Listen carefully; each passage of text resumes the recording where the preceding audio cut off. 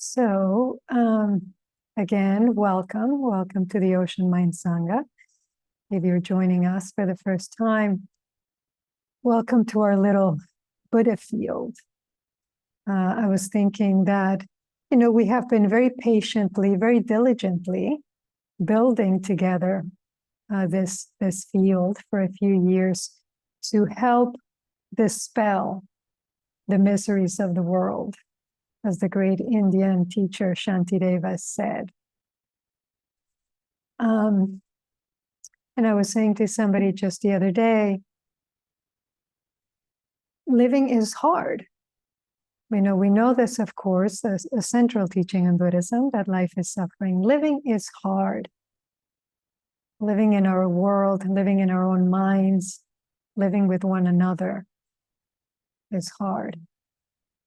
It's hard when we love or like one another. It's even harder when we don't see eye to eye. Harder still when we don't understand what drives us. And so then we just react to every passing wind. And, the world is burning with so many fires right now, of course, literal, but also figurative. And sometimes I think, at least I find, sometimes it's challenging to know, where to even begin to try to put them out. But I think, in fact, for us, at least that much is clear. We begin where we always do, right where we sit, right where we stand, right where we live. First, by doing our utmost to understand how it is that our actions contribute to or help solve the problem. And then doing our utmost to have what we do, what we say, what we think, all fall on the side of the solution. The Buddha said, I teach one thing, suffering and its alleviation. He was rare among spiritual teachers. He taught for 40-some years. And he said, I teach just one thing, the truth of suffering and its alleviation.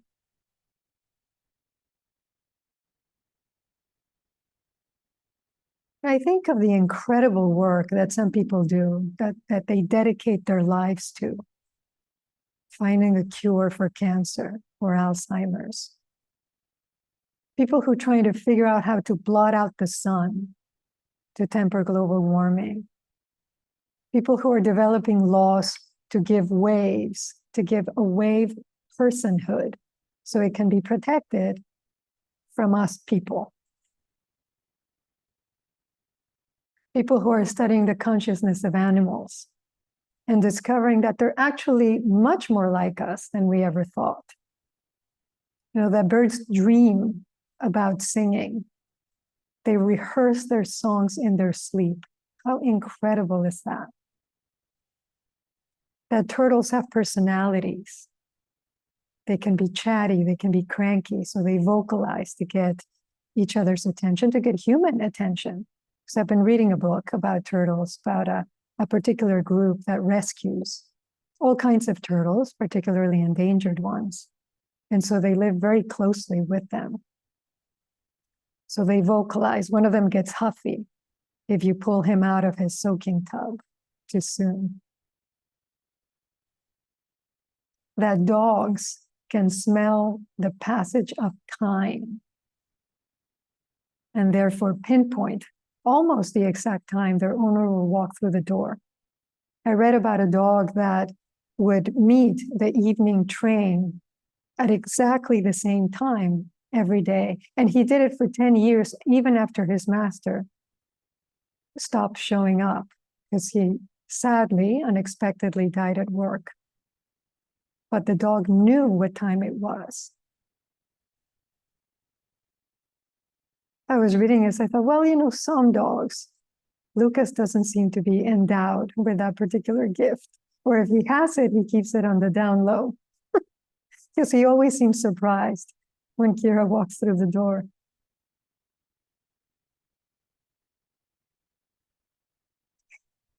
And then I think of all the many people in cities and towns and villages all over the world who right now are taking a little bit of time to get still and quiet. Who are taking the time to see and ask and to try to understand what is not yet clear about their minds, about their bodies, about their hearts, and those of others. And it's very humble work in one sense, right? Very ordinary. It's also humbling work and therefore potentially profound. Every time we ask ourselves, what if what I see is not all there is? Every time I say, I'm sorry, I hurt you. I was scared, I was confused, I was anxious, and I'm very sorry that I put that on you. Every time we ask, how can I help? What can I do? Where can I serve? We're doing work as urgent as that life-saving work of a doctor or a climate scientist. Because this work is life-saving too. And I think some of us know that in our bones, in our cells. Some of us have seen it save us or someone else. One of the great, great privileges of doing what I do is to see how the sincere wish to understand ourselves can change profoundly sometimes a person's life. And by extension, often change the lives of those around them.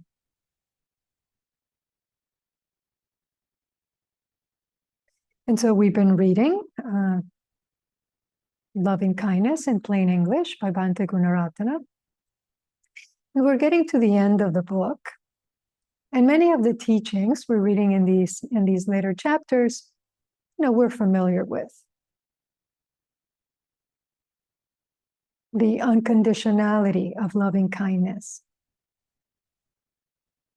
The recognition that we all suffer, and therefore all beings are worthy of respect and love and compassion.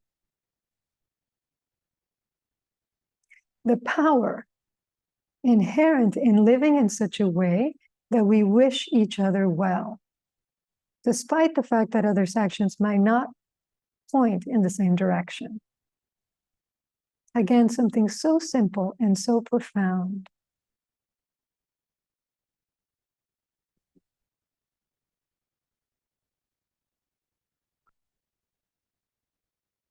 And one thing that I was thinking as I was reading this again is that in order to really see, in order to really feel the power and the effect of loving kindness, we have to spend time together.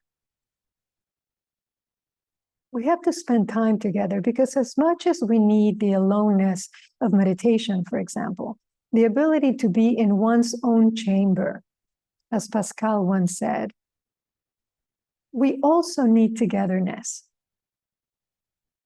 to understand one another. I mean, it seems obvious, but I don't think it is, not anymore, given how we're choosing to live more and more. Right? I need to see you, I need to hear you, I need to be with you, I need to smell you, as my teacher used to say, to understand your experience, which in many ways is no different from mine. I mean, it might be different in the particulars.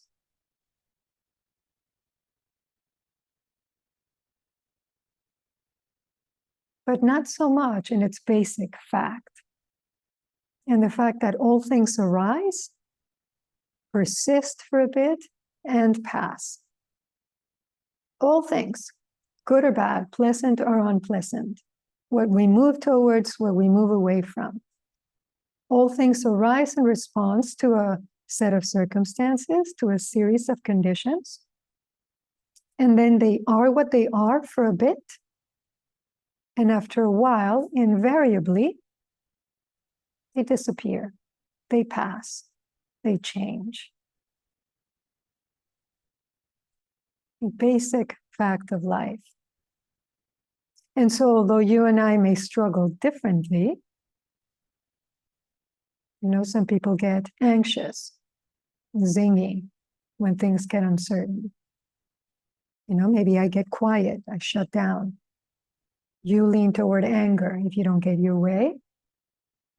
Another person becomes resigned. But the fact that we struggle is universal, as is the fact that we can work with that struggle. That fact has nothing to do with race or gender or age, nationality, religious belief. We struggle because we are. This is what the Buddha saw. This is why I believe Buddhism is still relevant today. So when it comes to loving kindness, part of the trick to practicing loving kindness is we have to get past the surface appearances, and to really look at what's happening under the lid, as it were. And that we also recognize how we might be making things harder than they need to be. We know there is pain. We know that is inevitable. It's part of being a living, sentient being. And we know there is suffering, which we create. And we don't have to.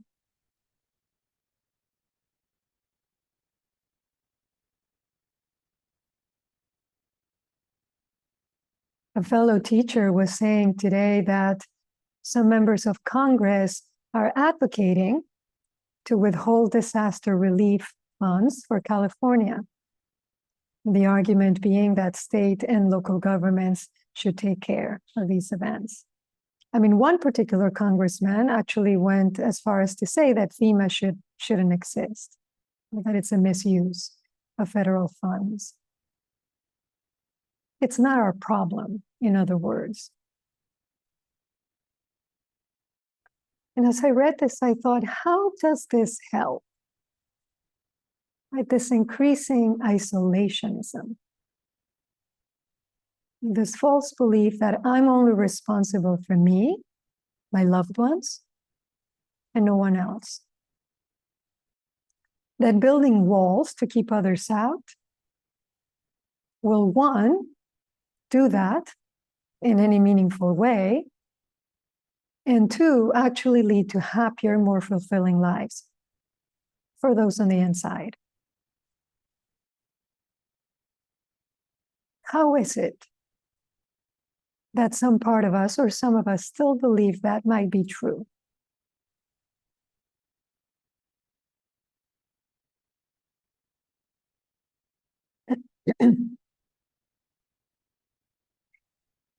I shared with a couple of you, I've been reading an article in The Atlantic that was pointing to the fact that so many of us, in this case specifically Americans, are choosing to spend more time alone, often in front of our screens and with one another.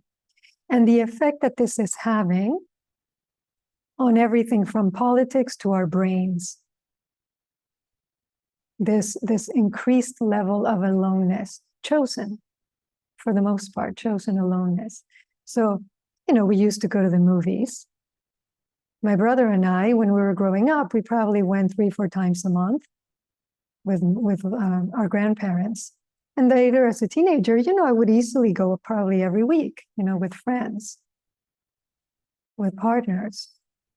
Now, if I go to the movies once or twice a year, that's a lot, because I do all of my movie watching at home. So apparently now, the average American watches 19 hours of television a week. And that's probably a little bit on a low estimate. Roughly about 8 movies a week at home.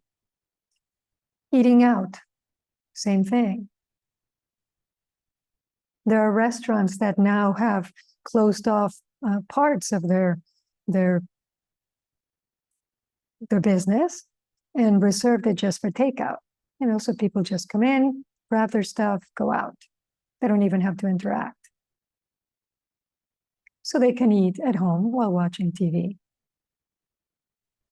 Learning a new language, playing sports, volunteering.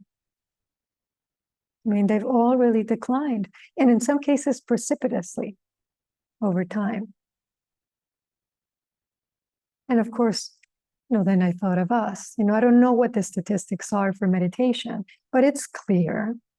It's clear that during and after the pandemic, many people moved their practice homeward. We are one example, of course. And I do think about this. It keeps me awake sometimes. I wonder, are we contributing? Am I contributing to the problem by choosing to practice in this way? And there are reasons, there are good reasons, for me at least, to choose to practice in this way. But am I contributing to the problem? The problem being, the result of spending so much more time at home than in the world, a growing sense of disconnection from nature. And I remember even in my last few years at the monastery, when I was working in Zen kids, I saw this change in the kids. They didn't want to get dirty. They didn't want to get wet. They didn't want to get hot because they just weren't used to it. And it was uncomfortable. I mean, as a kid, you couldn't keep me inside. I still sometimes bristle at the very work I've chosen to do because I have to be indoors. And I love to get, good and muddy, caught in the rain, just because I could. But for them, it was uncomfortable. It was uncomfortable. And so one big effect of our hermeticism is our inability to tolerate discomfort. Because, of course, at home, everything is controlled. Our inability to relate to others, to build the social relationships that we need, that we depend on to thrive as human beings. A breakdown of boundaries and the exhaustion that comes from that. Because even though we're choosing to spend more time alone, we're not spending that time with ourselves. A lot of the time, we're looking at others. On social media, for example. Feeling often disappointed, lacking, falling short, and exhausted because we don't have enough time to recharge. So the author was saying it's like we're a walking battery that is always stuck in the red zone. And then he pointed out young men especially are among those who are spending time alone. And they do that watching television or playing videos. But because of their increasing sense of needlessness, he called it, the sense that they are not needed in their families, in their communities, that sense of having a purpose, there's more depression. There are more deaths from overdoses.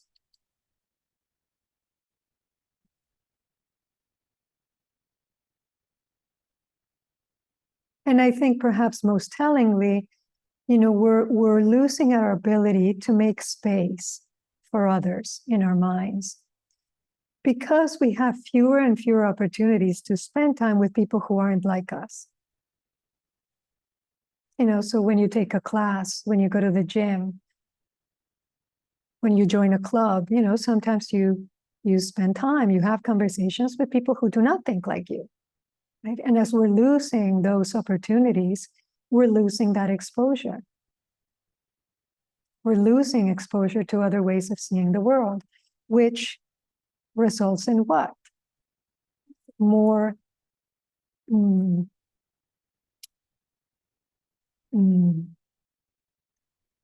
defined, categorical thinking. There is us and there is them. There is right and there is wrong. And then add to that artificial intelligence, where you can actually establish a relationship where no one ever disagrees with you. And people are doing this, establishing all sorts of relationships, romantic, friendships, with a machine, programmed to respond to your needs, your emotional needs, to affirm your opinions.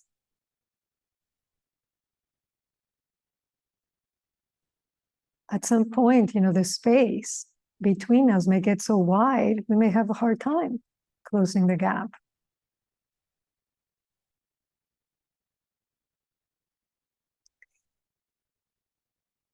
So again, I think about us, and my hope, my vow, certainly, is to use this digital space to deepen our connection, first with ourselves,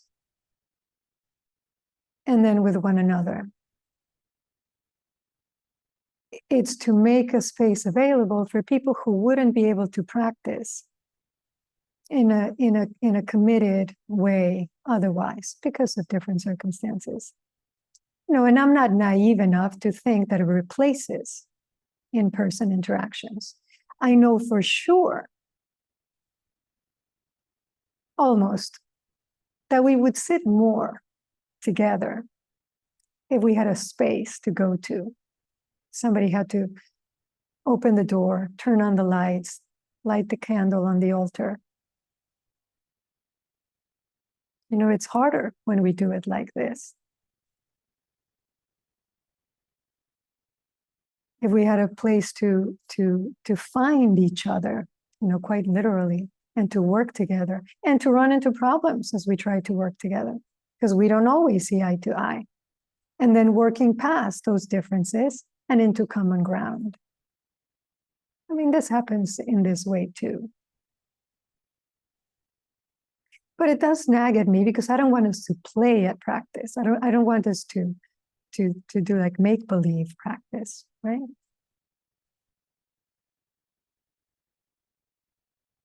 Particularly with sitting, because without at least some intensive sitting periods, everything we do, everything else we want to build is on shaky ground.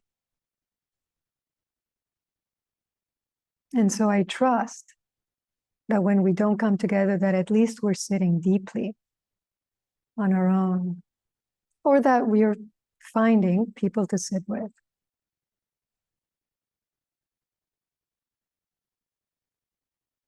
And then, of course, on the other hand, aloneness is not all bad at all. It's actually quite helpful.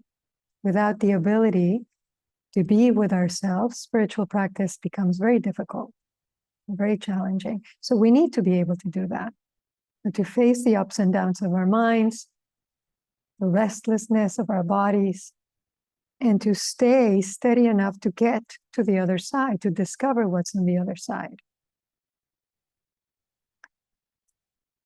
I think that is also true of technology, right? It's not all bad by any means. It's done incredible things.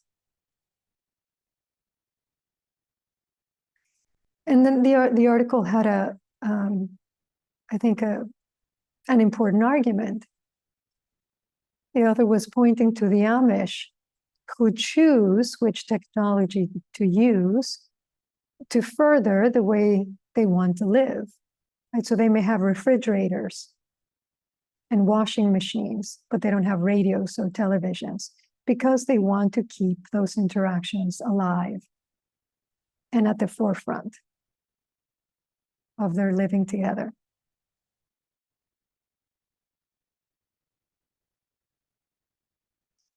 And he was saying, you know, although technology does not have values of its own, adopting it, we can create values. He said, for decades, we've adopted whatever technologies removed friction or increased dopamine, essentially making life easy for ourselves. He says, but dopamine is a chemical, it's not a virtue. And what's easy is not always what's best for us. So we should ask ourselves, what would it mean? What would it mean to select technology based on long-term health rather than instant gratification? And if technology is hurting our community, what can we do to heal it? So this is very much a question that I want to have at the forefront of my mind. You know, as we continue to evolve, as you know, we're moving through this process of becoming a nonprofit. The Ocean Mind Sangha is now a corporation. Thank you to Guy and his help for this work. And the next step is to apply for tax-exempt status. And so, you know, we continue to evolve using the technology that we have. I truly hope for good. I've said to you many times how my first teacher, Dada Roshi, would say, if the Buddha had had a computer, he would have used it. I hope he's looking down on us and blessing this auspicious endeavor. But interestingly, one of the answers that the author himself gave, you know, for what do we do, you know, to ensure our long-term health is ritual. It's ritual. You know, one thing that, of course, we know and that we do together. And that's what ritual is meant to do, is to bring people together. And it doesn't even necessarily have to be religious. You know, some of the secular rituals, it's something that you do consistently enough, like the weekly movie night or the monthly book club or the bi-weekly visit to the gym, the biannual retreat. Ritual is observance. And observance, of course, can be as simple as taking someone in. But that is a little harder to do on screen, unless you're one-on-one. And then there are all those brief, but no less important moments in our lives. You're standing in line at the cash register, or waiting at the doctor's office. You start a conversation with a stranger. On a plane, on a train. You know, that moment where you just smile at someone and ask them how their day is going. And it is quite ironic for me to be saying this, I confess, because I often choose silence among people I don't know particularly. But I also know the power of connection. I've been getting, for some reason, I don't know, it's something about the beginning of the year, I've gotten a couple of emails from people that I hadn't heard from in, I don't know, 2 decades. We connected at the monastery over a meal, probably, had a conversation. And they remember, and they thought they would reach out. You know, looked online, which is something we can do, found us and reached out. I remember moments where a stranger quite effectively saved me with a look, with a kind word.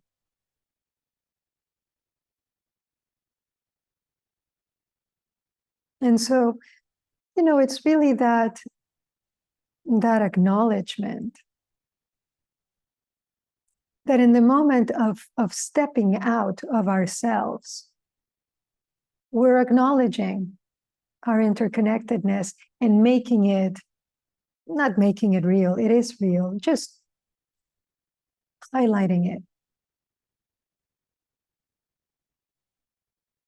And the moment when we step out of what is comfortable, what we're saying is, right, this moment is not just about me. To connect means to bond, right? To tie together. And so in a moment in which we do that, what we're highlighting is what brings us together, not what sets us apart. And if we've ever needed that more than now, I don't know what that moment would have been.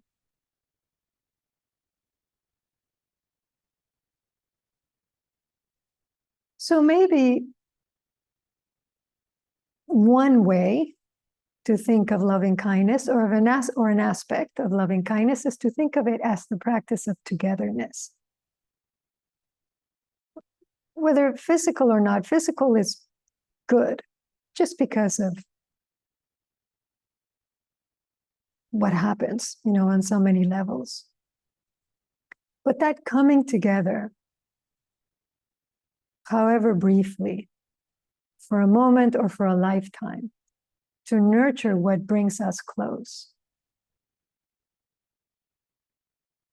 Those of you who read the chapters we were reading know that Gunaratana, that's what he was pointing to. In the stories he told of his own experience of practicing loving kindness, the effect that it had on him and his community.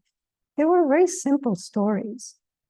Someone offering a chair to first a stranger, and then an acquaintance, and then perhaps a friend as he continues to walk on the grounds near his monastery. To not retaliate when somebody responded to him and his community with antagonism. To keep all beings' well-being in mind, and to make that a practice. Because, most of the time when we involute, when we retract, we do so out of looking for safety, right? A sense of safety. But does it really give us that? This unbalanced aloneness. The article argues that it doesn't. And I think Buddhism would say the same. Because what is insular is fragile. And if you have a whole chain, it's much stronger than a single link. And so, my question to you in the few minutes that we have is, what practices can we use, do you use, to close the gap of our apparent separation? When we do take a risk and we reach out and it doesn't go well, because what we encounter is friction, how do we work with that impulse to just rush back into our shells? To like, no, never again? How do we repair a link that got bent or broken?